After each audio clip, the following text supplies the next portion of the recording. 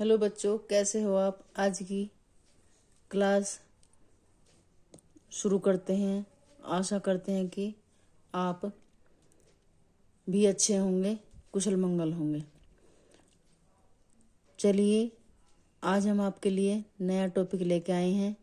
हिंदी व्याकरण से समास लेकर आए हैं, इसलिए क्लास को आगे बढ़ाते हैं। आप सबको मेरी क्लास में आने का बहुत बहुत धन्यवाद और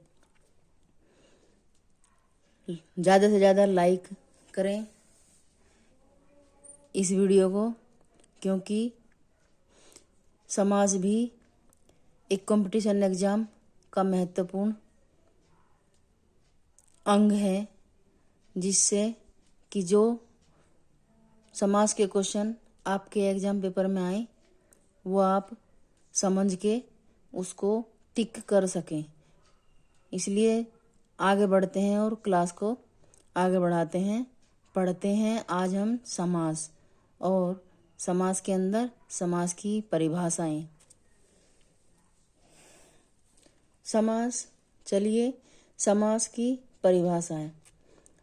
समास की परिभाषा का शाब्दिक अर्थ है संक्षेपीकरण।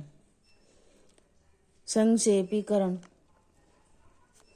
और समास का अर्थ है जब दो या दो से अधिक शब्दों से मिलकर बने हुए एक नवीन एवं सार्थक शब्द बनते हैं तो उन्हें समास कहते हैं। जैसे समास के दो पद होते हैं। पहला होता हमारा पूर्व पद, दूसरा बनता हमारा उत्तर पद। अब इसको सामासिक शब्द के नियमों से, सामासिक शब्द है जो कि समास के नियमों से निर्मित शब्द सामासिक शब्द कहलाता है। यानी मोटा सा ये होता है कि जो ये सामासिक शब्द समास को कहा गया है, यह समास के नियमों से निर्मित शब्द सामासिक शब्द बनता है और इसको समास कहते हैं। इसे समस्त पद भी कहते हैं।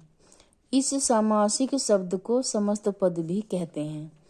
समास में विभक्तियों के चिन्हों को लुप्त, इसलिए इसे सामासिक शब्द कहा गया है। समास में विभक्तियों के चिन्हों को लुप्त कर देते हैं या चिन्ह लुप्त हो जाते हैं। इस प्रकार इसको सामासिक शब्द के नाम से भी जानते हैं, समास के नाम से भी जानते हैं। और इसका मेन जो इम्पोर्टेंट याद करने वाली बात होती है, इसमें विभक्तियों का लोप हो जाता है। इस प्रकार जैसे अब हम समझते हैं कि जैसे राजा का पुत्र, यथाशक्ति, यथाक्रम, इस प्रकार इन शब्दों के बीच में का प्रयोग होता है कि हमारी शक्ति का, ये हमारी विभक्तियाँ होती हैं। का, के, की, कु, ये हमारी विभक्तियाँ होती हैं। इस प्रकार यहाँ इनके बीच में अगर हम इन्हीं शब्दों को समास के अंतर्गत शब्दों का विग्रह करते हैं तो सामासिक शब्दों के बीच के संबंध को स्पष्ट कराना समास विग्रह कहलाता है। यानी कि ये हमारा राजपुत्र है। अगर जब तक हम इसके अर्थ को हम स्पष्ट नहीं करेंगे तब तक आपको कुछ समझ नहीं आना। इसी प्रकार समास, इनको अगर हम अलग अलग कर देते हैं अर्थ जानते हुए तो हमारा ये समास विग्रह बन जाएगा। इसी प्रकार जैसे हमने इस राजपुत्र का संधि विच्छेद यानी कि इसको अलग अलग करके समास विग्रह कर दिया, यानी कि इस शब्द का हम विग्रह करते हैं। जैसे यहाँ था राजपुत्र का, तो इसमें है ही नहीं, लेकिन जब हम इसका पूर्व प्रधान पद ढूंढते हैं और उत्तर पद ढूंढते हैं तो हमें क्या मिलता है? राजा ये है ही, राजपुत्र, राजपुत्र का मतलब राजा, राजा यहाँ हो गया। यहाँ हमारा विभक्ति लुप्त हो रही है तो यहाँ हमने विभक्ति लगा दी, तो कैसे बना? राजा का पुत्र। इस प्रकार राजा को पूर्व पद, पुत्र किसका, अगर हम ऐसे कहते पुत्र, तो पुत्र में तो कोई भी विभक्ति नहीं लगती, कोई भी अर्थ नहीं निकलता, शब्द बनता है लेकिन अर्थ नहीं निकलता, समास नहीं बनता। उसी प्रकार राजा हमारा पूर्व पद हो चुका है और पुत्र हमारा उत्तर पद हो चुका है। इसको प्रधान खंड भी कहते हैं, गौण खंड भी कहते हैं और अप्रधान खंड भी कहते हैं। यानी समझते हुए इस समास की परिभाषा से संबंधित समास को समझते हुए इसके 2 पॉइंट दिए जाते हैं, जो कि इस प्रकार हैं।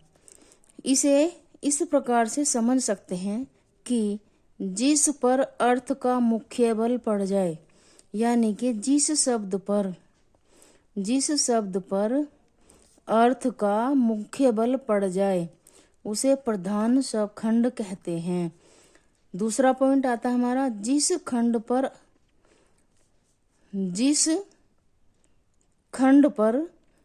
यानी जिस खंड शब्द पर अर्थ का बल नहीं पड़ता। जैसे हमारा बल कहाँ पड़ा? राजा पर पड़ा, क्योंकि पुत्र किसका है? वो राजा का है। इसलिए पहला पद हमारा इस पे बल पड़ा, इस पे नहीं पड़ता, तो इसको हम गौण खंड या अप्रधान खंड कहते हैं। आज की वीडियो मैं यहीं पर समाप्त करती हूँ। इसलिए ज़्यादा से ज़्यादा वीडियो से जुड़ने ज़्यादा से ज़्यादा वीडियो से जुड़ें और वीडियो को लाइक करें, सब्सक्राइब करें, कमेंट करें, फॉलो करें। आपका बहुत बहुत धन्यवाद इस वीडियो को देखने के लिए। Thank you.